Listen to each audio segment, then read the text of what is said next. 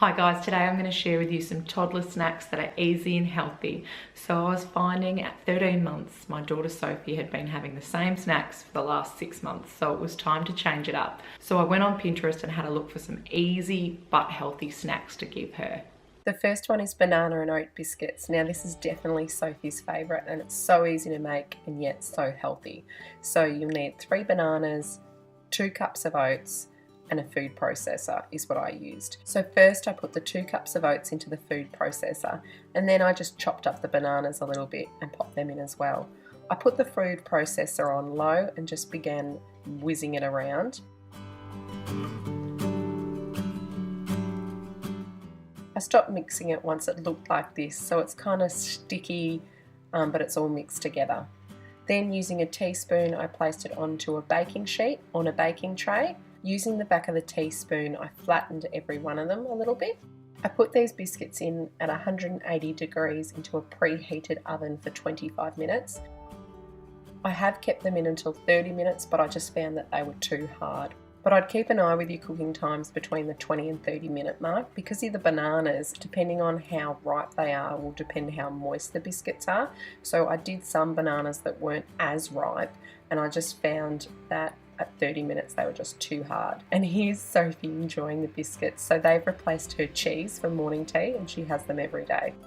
Dave and I also enjoy them as well. Sophie's never been a fan of fresh bananas, so this is a great way to get some bananas into her. Next is strawberry fruit roll-ups. So Sophie enjoys this one. This is a winner. She won't actually eat strawberries, so it's a way for her to have some fruit by having a strawberry roll-up. So there's only one ingredient required, and that's strawberries. So I used 250 grams of strawberries. I cut off the leaves and then I cut them in half. And then I placed them into the food processor and had it on low. I found if it was too high, it just flipped the fruit to the sides and didn't chop it up that well. So I kept it on low and waited until it was completely a juice. Then I poured out the mixture onto baking paper that was on a baking tray. Now what I found here with a lot of the recipes is they said to try and keep it as even as possible. And I did that a few times. I've actually made this 5 weeks in a row. Every Sunday I've had a go at making this fruit roll up. And I actually found the last time it worked the best for me. For my oven, I found that if I kept the edges higher, then they didn't get as overcooked with the centre undercooked. I also tried multiple oven settings from 60 to 80 to 100 to 110 degrees Celsius, and the best I found for our oven was to use 100 degrees Celsius, and then I put it on for 2 hours before checking on it, and then I checked on it every 20 minutes after that. I'll leave the recipes in the description box below. Sorry my voice isn't that clear, I've still got a cold. This one here took 2 hours and 40 minutes. I waited until it was completely cool and then with scissors just cut it before rolling it up. This worked really well with Soph, and for her age as a 14-month-old, I found it best to just pull off little bits for her and then she ate the whole thing, no worries. And Mum and Dad really enjoyed them as well. Another option instead of using the oven would be to use a dehydrator. The last one is fruit gummies. So I've tried these with Sophie, but she actually won't taste them. But Dave and I really like them, so I thought I'd share them with you because it might work with your toddler or child.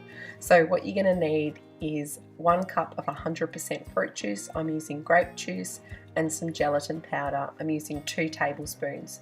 And of course some molds. So I'm using these Lego silicone molds that I bought off eBay. So first off, I measured 1 cup of the fruit juice and then poured that into a saucepan. Then on low heat I heated the juice, not to boiling, just until it was really warm. Then I turned the heat off and gently with a whisk started adding in the gelatin. Now I did it really slowly because I found if I put too much in it just clumped around the whisk or it just clumped in the juice. So I really took my time with this.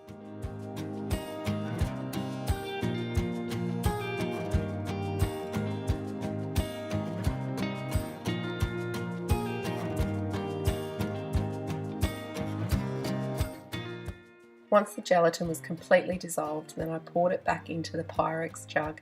I've already put the silicone molds on a tray so it's easy to get in and out of the freezer, and then poured it into the Lego molds. So as you can see here, there's heaps and heaps of bubbles. I've made this recipe numerous times and this time I didn't actually take the bubbles off, but if you don't want the bubbles and you want the gummies to be more clear, Then what I've also done is leave the juice there sitting for 10 minutes, then come back and using the spoon clear off all those bubbles. I got the majority off from the container that way, but then when I poured some there was still a couple of bubbles, so I used the back of the spoon to get those off. I put them in the freezer for 15 minutes to set. It'll depend on your mould though, the brick took longer than the Lego men to set. I reckon these would be great at a kid's birthday party instead of lollies. You could use them as a substitute.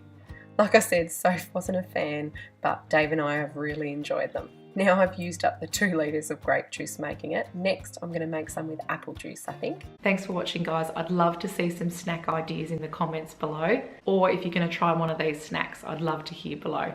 Thanks heaps for watching, guys. Take care. Bye.